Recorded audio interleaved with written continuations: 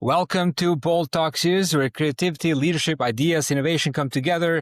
My name is Epi Ludvik, and today I have a privilege to have a short one-on-one conversation with Bryan Kramer, CEO at PureMatter, author and executive advisor who helps leaders and organizations unlock growth by putting human connection back at the center of business. Bryan, great seeing you. Welcome to our Bold Talk Series. How are you, my man? I'm doing great.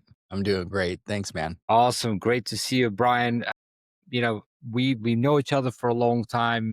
You came to Singapore at our conference in the Crowdsourcing Week conference. You've been to our Bold Awards this year in Lisbon. There's a lot that we can talk about our personal connection to how we knew. But let's start first with the when you look back at the very beginning of your career. What early experience first taught you that business is ultimately about people, not products or systems? Great question. I like yourself. I believe we started at a time when the internet wasn't was barely scratching the surface, and so everything was traditional. And so my whole job when I first started was about transforming traditional to digital companies, and that's what I did. I moved from company to company to help them, and my job was focused just on doing that. And so it was kind of cool to be able to be a part of watching the internet come out of its shell and then help to define what that meant. So a lot of it really was about people and what everything meant. And I'm seeing a lot of the same things today that are changing that we went through. In other words, I think that everything is cyclical. I think that, the patterns start to repeat themselves again and again and again. I mean, we went through it, when social media first came out. We went through it when websites started to become a thing. Now we're going through it again with AI. It's all the same kind of thing. And that's how does it impact people and relationships? There's no difference in that aspect. The technology's changed, but the people aspect has not changed. The thing that I learned the most to answer your question is how does everything bring us closer? What makes it faster so that we can actually get to the conversation and have a great conversation between two or more people? And that's what technology has always been about. I think it will continue to be that way. I think it's just a matter of like the differences of what each era means and what do we do with that?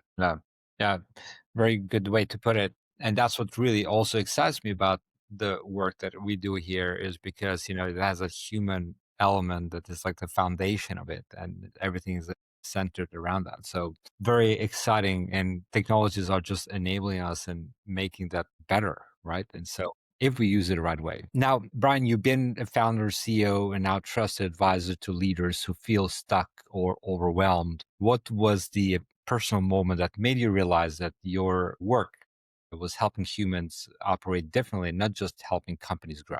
What made them realize that they were differently, not just growing, or how to operate differently? I think that most people have something in their stuckness. Maybe I might assign it to every single person. There's an anomaly here and there, but most people are stuck because they haven't said the thing out loud that they to another human being that is making them feel stuck. And usually when they say it out loud to another human, not to technology, but to another human being, the stuckness starts to become released. So the moment that you say, and I'm not, the thing that I think we need to say is not the thing we think we need to say. We get into these patterns of transcripting. I think we say something because that's what we think the other person needs to hear, but it's what we need to hear from ourselves that changes everything. So when you say that out loud to another person, I've heard so many things like, some people are stuck because of something that happened even in their childhood. Some people are stuck because of something that happened between them and their spouse or their partner or their family or something between them and their boss. It really ranges depending upon the person, but that stuckness comes down to what's actually holding you back. And to use coaching language, the limiting belief that isn't allowing you to move forward. So, I've dealt with people that are suicidal and people that are stuck because they don't feel valued, they don't value themselves, all the way up to I'm retiring in 5 years and I don't know who I'm going to be after retirement. And that's just all the phases of life playing into everything that we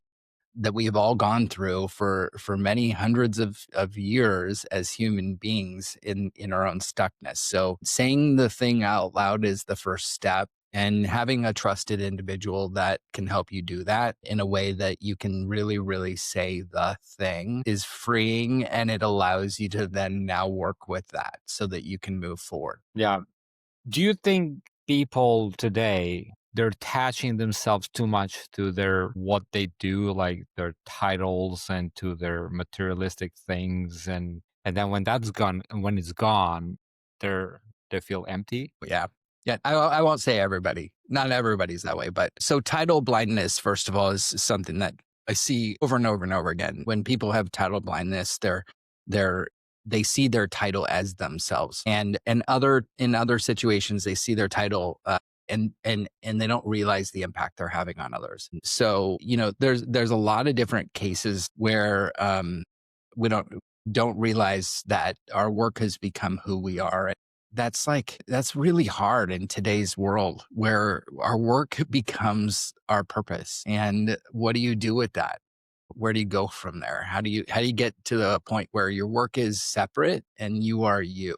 And then what does that mean? Like what do you do with that? And so does that mean that I need more hobbies? Do I need to take on skiing? And I'm not picking on you, but I think there's a lot of different ways that we could have a more self-valued self-worth that creates the wholeness of the person, so that it's not just one thing. It's not just a hobby. It's not just work. It's not just your family. It's also what you do in the quiet time when you're sitting with no one there and no computers on and no phone is around. Who are you when that happens? Because if your mind is going to work, if your mind is going to something else, and then that means that your brain is constantly identifying that thing as who you are, as what you identify with. And that's where the work begins. So I usually ask people, when you're quiet and you're sitting and you're thinking, pay attention to what that is, because that's the place that we need to start. That's where your brain thinks it's identifying with, and then we can move from there. Yeah. Very well said. Now, Brian, each became more than a book. I remember that was those days when you launched the book and became a movement. What was happening in your own leadership journey when you realized the world needed a reminder, a treat to treat business as human to human again? So that was right around when social media was just getting started. It wasn't new, but it was really gaining momentum. And at the time when that happened, I was on stage at Bloomberg West in San Francisco. And I was given a keynote, and on the screen behind me was the title of the book. There's no B2B or B2C. It's H2H, human to human. It wasn't a book yet, but it was on the screen. I went to the next screen, and the person, you and I have a mutual friend who actually was there, Ted Rubin, who said, I'm glad. yeah. And he said, I went to the next screen, and Ted goes, wait, go back to that last screen. Raised his hand in the audience and said, what is that? And I went back, and everyone started taking pictures of the photo or of the screen. And all of a sudden everyone raised their hands and started taking pictures of the screen. And within 24 to 48 hours, uh, the photos from that one room got over 24 million impressions, and it started to take off. So it was a wild time. Amazing. I think I There you are. was it me, was it you, or I think I don't know. Anyway, so we can start from here. Jeremy will make a note from here so he can cut it and start from the next question. Okay. All right. So after building a running companies for decades, how did your definition of a success change once you started working closely with executives who were burning out or losing alignment with their teams? How did the definition change? The definition of success change once you started working with. Yeah. So, well, I mean, I'm the classic case of burnouts. I'm my own model in that, I was speaking after I gave my TED talk, things really blew up, and I was speaking on the road. I was traveling 200 days a year speaking for years. And I was running the agency from the road, and I had two little kids at home. And I was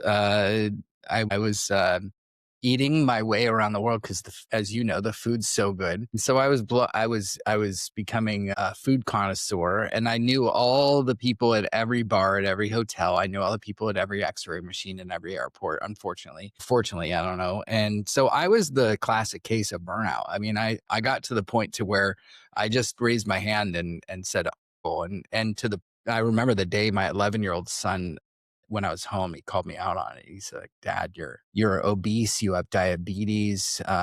You're never at our games at school. You're not in our lives." And my wife was like, You're not here a lot." And I'm like, "You're right. You guys are all right." I was in tears on the plane to the next keynote that night after they said that, and I remember that night clearly. And I came back after that trip and I said, "I want to exit everything." And we did. So we exited the agency. I stopped speaking for a year. I lost 85 pounds. I lost diabetes. I turned everything into a U-turn in my life so that I could get back what mattered most, which was at the time and still is my family. And my health. And so I see burnout, to answer your question, in all kinds of ways. At the very beginning I know what it looks like. I've been through it. And I also know that it's possible to reverse it before it ever happens or while you're in it. But first of all, you have to want it. Like, you have to see it. You have to understand, like, you're in it. And number two is that you have to just do one little tiny thing at a time. You can't do the whole thing. You're too burned out to do the whole thing. Just identifying what those things are and that you can really do, because you're in a mode of survival at the time. So if you think you're going to make a 180-degree turn, you're not. You really need to focus on 1 degree shift at a time. And that's what I do with people. I work on 1 degree shifts. Yeah. Yeah, truly, thank you for sharing. I can attest to you to that because I've seen you and I can see this that transformation you did for yourself. Like, it's really amazing. And everybody can do it once you to make that commitment. And I think that there's people have had that hard time, like the commitment, and that commitment is not easy because you got to keep reminding yourself, like, what is the mission, what is the purpose behind it, like why am I doing what I'm doing today.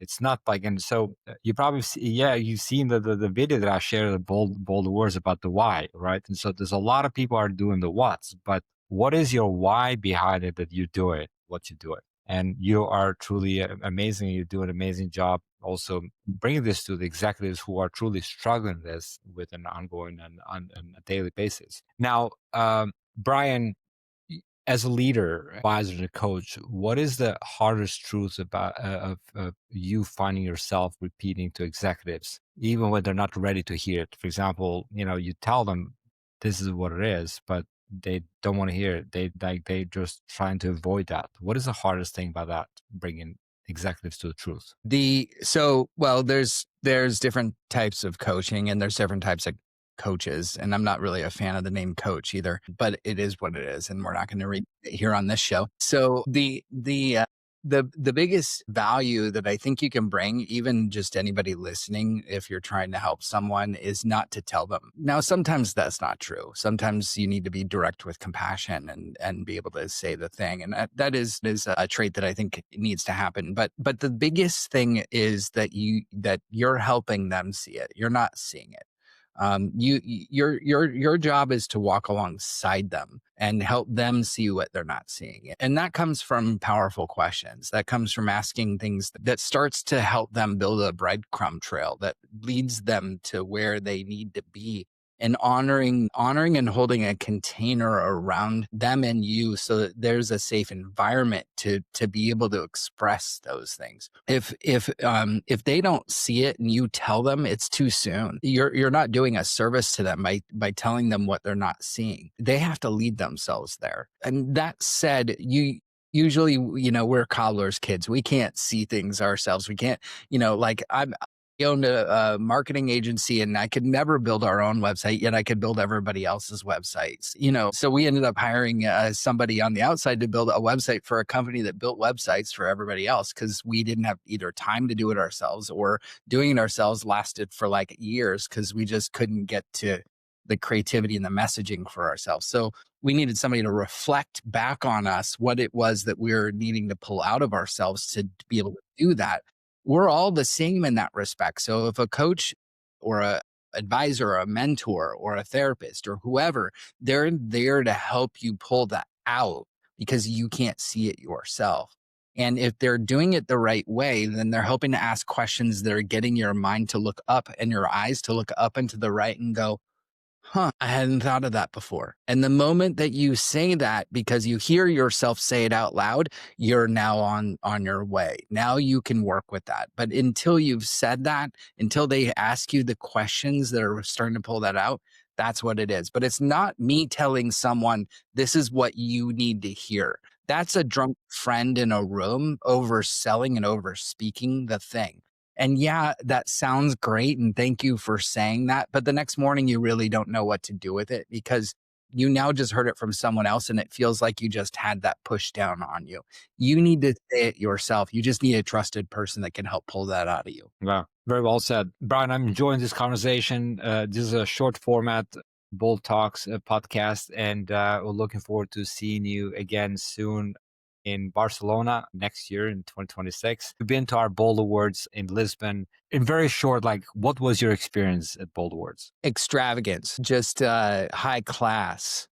Hearing and seeing things that are going to spark your imagination and creativity, and injecting fun back into what you're doing again, feeling valued for the work that you are bringing to the world. We don't stop to think about the work that we're doing and how it's impacting others. And I think the Bold Awards gives all of everything I just said a chance to actually be highlighted in a way that you don't get that. And let's be honest, it's well, yeah, you get an award, but at the end of the day, you're being recognized, and it is always nice to be recognized, and that just feels good. So let's feel good. And that's what I liked about it. It was a nice, well-rounded event that made you want to go out and actually be even more bold. Yeah, thank you. Appreciate that.